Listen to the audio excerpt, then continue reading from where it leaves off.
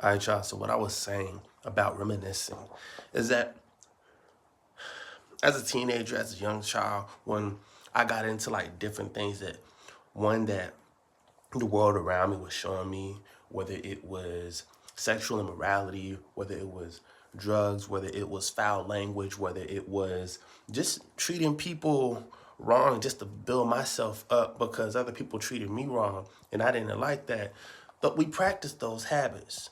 We practice those activities. And the more we practice them, the stronger of a stronghold they will have on us, which is why it's important to, in a moment of temptation, to do the thing that is going to make ourselves feel good in the moment, recognize that it won't get us closer to God or get us closer to where we need to be in the long run.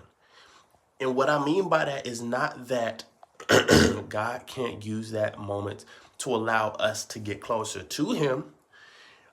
What I'm saying is that when we practice these habits, when we practice a response to specific things or practice a response to specific feelings, we get in a habit. We build habits.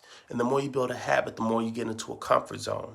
So I'm charging you and I'm charging myself to get out of my comfort zone and to run to God.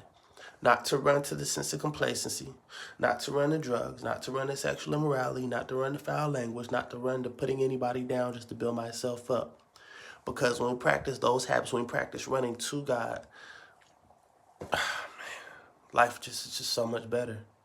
And I just had to keep it real and make sure I came back and said that part of the video too, because it was really important what I thought about last night when we went into Matthew, when we went into or was it James, and any other verse that coincides. So if this resonates with you, I hope it helps. And just remember that God does really love you. Jesus wants to have a relationship with you, and no, don't give up. Don't give up, because there's greatness awaiting you.